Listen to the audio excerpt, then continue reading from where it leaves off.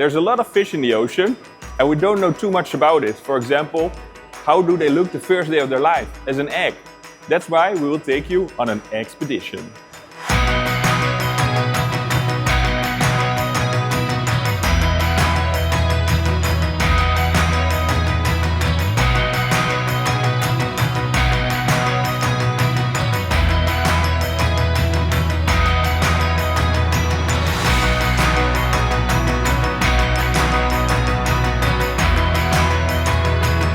We will try to catch fish eggs on 2 tanks. There's a lot of pelagic spawners here and we will put on our catch device to see if we can catch something overnight, and then tomorrow with the aquarium stuff we will see if we have some eggs. We're very curious. Expedition Istanbul. So basically it's a lot of PVC piping. So we made an IKEA package for public aquaria. Sometimes for fun we call it the elephant condom, but that's not true of course. Yeah. Sander, this has to be mounted in some water movement, so the eggs are flowing freely into the net, right? Yeah, so that's why we were always looking at the positioning in the tank. So here you can see the overflow is over there. So we know there's water coming in from both sides. But now I think it's a bit going too far. Get it back a little. Sometimes there's also not enough flow, but that's where Abyzz comes in, of course. Yeah. In front there's like a bigger mesh so other animals won't get the eggs out, right? Yeah, we want to exclude fish and include eggs. So there's a lot of fish that are potential spawners. Definitely the Antias, maybe the 2 fox faces over there. I see a lot of the surgeonfish, but we're aiming for pelagic spawners. So that means that the only parental need is the DEET. The eggs are floating on the water column, and in nature that's the way that they reproduce. And of course in aquaria you have filtration systems, so the hard thing is that you need to be fast. Keeping these fish is not a 9-to-5 job, so the idea is if you do this the correct way, then we can hang the nets overnight and then we have some Kinder Bueno for adults the next morning. Cool. And this is actually the same device that we use in Bonaire. So you're doing that like in nature, yeah, somewhere in the ocean? So we do it in 3 ways in Bonaire. We hang them overnight like this. We just go swimming. So we know there's a place where we can catch some fish eggs. You go back and forth for a short amount of time and then you can also catch eggs. And we also look for spawning grounds. That's really cool. Now we can almost predict what is happening at some places. So for example, for yellowtail parrotfish, we can go to a place and see it happening almost every day. And is that like any specific time of day? Most of the time it's with sundown or when the sun comes up. So you have evening and morning spawners, but most fish are morning spawners. But of course, it is biology, so there's always differences there. Yeah, let's keep it like this. It's always an experiment, you know? You should include a pun count in this. Yeah, how many egg jokes do we have? It's excellent, expert, experiment, you know? Explanation video, expedition. Exclude fish. So now let's go to the shark tank. So what my hope is that we can put it in front of where the flow is getting in. You can blow it there and have the thing attached with 2 ropes. So it will go there. We don't need a diver anymore. Nice. We need to protect the cable because there's a turtle in the tank and that will obviously love the cable. So we're just going to put a PVC pipe on top and then we're going to use like 200 zip ties and then we'll fix the pump to something. And it will be like... I think you're underestimating the pump. How much needs to be below the water? 40 centimeters. I can hold it here like... Okay, can I take it? So you're going to stay here overnight, Sander, to hold the pump. It might be better to put it before the bolt, so it would push back on the bolt. So the pump is mounted and now we're placing the egg collecting device in front of the flow. Can you give one of the dive flats and a zip tie? The flow might be too strong right now because it's pointing down a little bit. Yeah, but I have an idea. Every tank is a new experiment. Whoop. Yeah. We can rotate the pump a little bit. It's working right now. The pipe you see next to the pump, it also gives a... Yeah, so this is like double magic. It's all about getting some flow. Okay, I give 46%. You can see it on the net that it's still some pressure. It's fine. Yeah? Yeah, because the net is still, even when there's lead, you can see it go like this, if you look closely. Okay. Because otherwise, we need to unzip tie everything again. It's fine. I think we should leave it. It was a long night, but we're here. And we already see something. If you come... You already see something? Yes, because where the pump really helped is to get something in. Because the water was really clean last time we did it. And now we wanted to create more flow. That's where Abyzz comes into play. And here, if you look in the bottle, I can already see that there's more dirt. So there's a higher chance on eggs. We're not entirely sure yet. Ah, there we see it, yeah? Maybe you want to explain to the general public, what are pelagic fish or eggs? Pelagic eggs are free floating. So 80% of all fish spawn pelagically, which means that they release their eggs and sperm in the water column. So their only parental deed is the deed. And what happens is the eggs will float for at least 24 hours. And then, or they hatch, sometimes even take a little bit longer. And then you get something that's called egg yolk larvae. It's basically like frog spawn. So it looks a bit like a swimming egg yolk. It can't poo yet. So sometimes I'm always saying like, I'm not sure if it's larvae. Okay. Anyway, it's like sort of swimming egg. And then when that all is consumed, that's when you get the fish larvae, as you may have seen before. But the cool thing is we don't know too much about this phase. And 80% of these fish spawn this way. And here, for example, you see the very big taurus coming. And we try to protect these very endangered species. But if you want to do that, you also need to know something about their prey. And that's what we want to do. Look at the ecosystem and not just about the very big flagship species, because otherwise we can't protect even these really big fellas. So if one of you can get it out, I will get the bottle off. I think I saw one. Did you just say you saw one? Yes, I think I saw one. So now what we do is we take it back to the room, let it sink down a little bit because these eggs are floating, of course, and then it's easier to see them. At least we know that the flow was way better, because normally when the water is clean you already know there's something wrong, because there's always happening something in the fish tanks. And the easiest way to catch eggs is at an overflow, but you have such a big tank that somehow, some way, there was not too much water movement and we had very clean samples. So now we thought, let's put in the pump, and it actually worked quite well. But now we have to know if there's a spawning activity. We will see in the classroom, but we have high expectations. We need both lines loose. I can stand there on the rock work, is that fine for you? Because then I can unscrew the bottle, or you get someone from the staff there, and then, so we need to have water. We have 3D printed lids normally. Now we didn't have the 3D printed lids anymore to contain the water. So normally you just put on the lid and then you can unscrew it and there's still water in there. So this is why we need to make explainer videos, because you have a certain way of working to make sure that you keep the eggs wet, of course. They can be out of the water for a small amount of time. It's better to do it correctly. How long do you have to cook them? No, you don't want them to be boiled. That's the problem. Yeah. For the next time, the best thing is to first keep the net up like this. Make sure somebody holds the net, and then one unscrews. Then you put on the bucket underneath and put it in straight away. Because now it was harder for you, and then it's easier to drop it in the tank or lose the eggs. And it's a shame because you put in work, you know? But we'll look back in the classroom to see if we got anything. So I think the best thing we can do is make 4 for the shark tank and 4 for the Pacific 2. Normally you do this in the lab, of course, but now we are in the conference room because it was more convenient to keep it in the same place.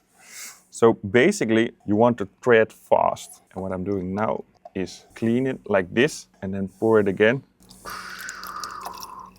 So the average egg that we catch is most of the time something like 400 or 500 microns, something like that. And the cool thing about this is that all the materials, like the net you saw, it's all handmade. What I've told in the workshop here at UEGG, that we want to get more structure. And the idea is that we build up a database of all these eggs that are floating in our aquariums, so we can have a good assessment of breeding opportunities. Because if you know you have the egg, then of course you can do something with it. And the cool thing about that is that we do exactly the same in Bonaire. And there we already identified several fish species as an egg for the first time. Because if you go to a shop, you can buy this book for birds. With fish, we are not there yet. So for Bonaire, we are around 10%, because there's 350 fish species over there, and 80% of all fish spawn pelagically. The only parental deed is the deed, and then the eggs float in the water column. We call this our EGGspeedition.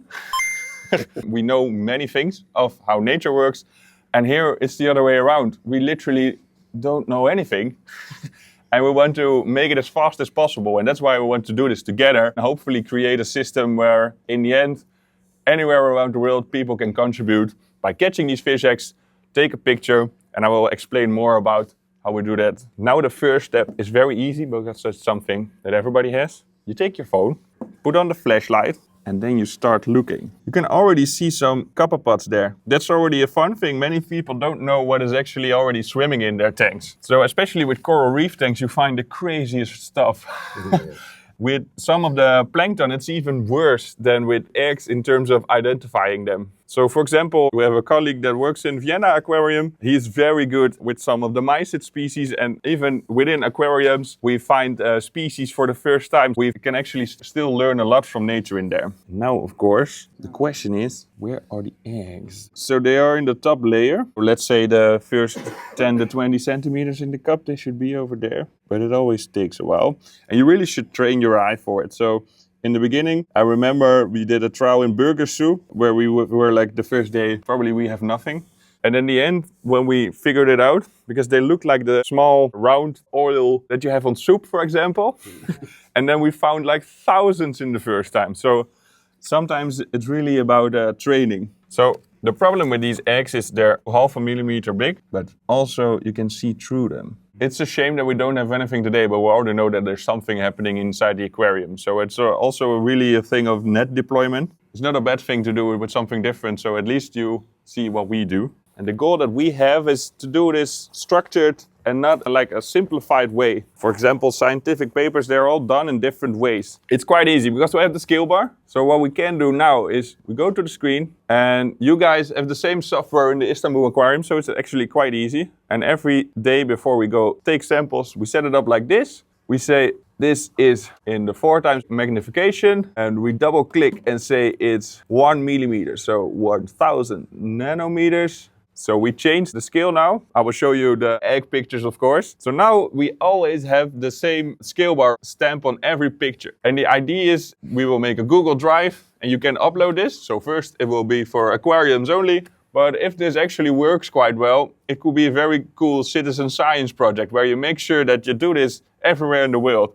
And that's why for the microscope and camera, we don't want to use the most expensive stuff. It's basically a school microscope and the camera is more expensive than the microscope. But the cool thing about the microscope, it's also running on batteries. So the idea is to make a suitcase with a solar panel on top so we can always take pictures wherever you want. So we can breathe it out in open waters. Because we actually know that the sea works. Basically what we do is we catch, we just did that, we photograph, we try to do that, and then do a DNA sample in order to get there. I will show you how the setup works. And the fun part is this is so low budget that you can do it practically everywhere. Here you can see it quite well because at the back you can see this is the first time in Bonaire it was in our own living room. So the only thing you need is a screen and a couple of tools in your suitcase and you're ready to go. And here you can see the egg samples of what we had. This is the greater soapfish. There has been no description of spawning in the wild that people observed and eat. And this is the first time that we took a picture of this egg, which is freaking amazing. And we had the boga grunt. And you can already see that there's differences in how these eggs are looking. One fun fact is that the peacock flounder, they also are pelagic spawners. So sometimes when you see them all up in the water column doing the deed, it looks really weird. Seeing these flatfish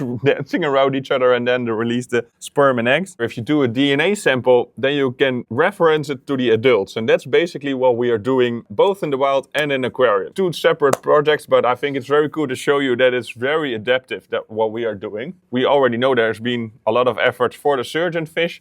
But if you want to take a picture, you really want to make sure that the quality is well enough. For example, if we both take two phones and we take a picture, the pictures are already different. And that's where we want to try to get this standard. So we build up this database and knowledge where you can actually identify which egg corresponds to which fish. We are also creating an artificial intelligence tool. It's the same as when you go to the airport, they scan your passport and then you know your face. But here it's the other way around. It will put it up on a raster and then we can hover around to see, is it similar to something that we already got a lot of samples of? And if we don't, then we take the sample because it's very costly to do DNA sampling on all of these eggs, of course. I can show you how we take the sample and then we can still see if we find eggs, but I'm afraid that today we were unlucky. It's fine. The nets are my present to you, so now you can explore yourself. It's actually quite easy to take a DNA sample. And you take the Eppendorf cup and with as less water as possible. Let's pretend this is an egg now. We just put it in there. It's only 1 drop of water. It's really not too much. But to preserve it, we need to put it in ethanol. So Mehmet provided some. Yippee. We just take like 1 milliliter, boop. Then it will sometimes dissolve a little bit, but that doesn't matter because we already took the perfect picture. You can store it in the fridge, and then even 6 months later, we can still extract DNA from this. And it's quite important because if we get up this knowledge, then we can even contribute to conservation, even if we don't breed.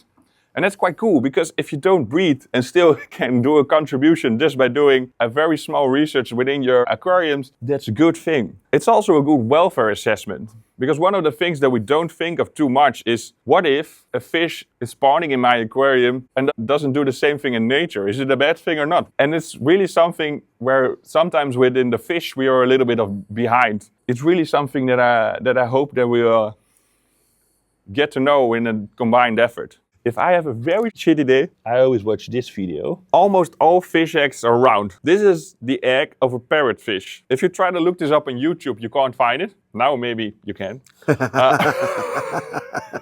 So this is really one big egg yolk with the larvae on top now. And this is the oil globule that makes it float on the ocean surface.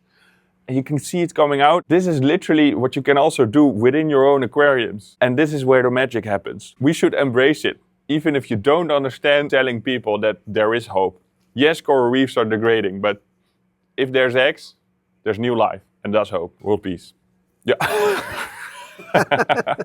During the conference, I've met Sander again. Hello, Sander. Hi. We will need a quick introduction of what you're doing. I already work in aquariums for 10 years, but before I did different internships, also in zoos. So I worked with reptiles a little bit, giraffes even. So all over the place. All over the place, but fish captured my heart. I started as an aquarist in the Rotterdam Zoo almost 10 years ago, because I also worked in conservation for some WWF projects, and before that even in Burgers Zoo with the coral tank. There's many times where we don't see our conservation link because we are not outside the aquarium enough. Yeah. And that's where ROFFA REEFS started. I don't want to sell products, I want to sell IDs. And that's quite cool to do. So now I'm a field technician and still the project lead on what we do in Bonaire, but also in aquariums, because we started the EGGSpedition working group, and it's basically a program where you can make breeding programs with, because it's the very first basic steps to actually make sure that we can breed these fish that are really important, for example, for our coral reefs. There's also a fish that you don't want to spawn all the time. That would be the lionfish, right? We're really fortunate that lionfish, their eggs, we call them eggs in gelatinous ribbons. They are not floating straight away. So we are fortunate enough to never catch them, because then if we may have put them in a breeding system, we would have done something wrong. But that's for the next episode, because we also want to do something with all this data, of course. All right. I'm really excited that we are having such much expertise, but first we need to write it down correctly, of course. Cool. Awesome. Thank you so much.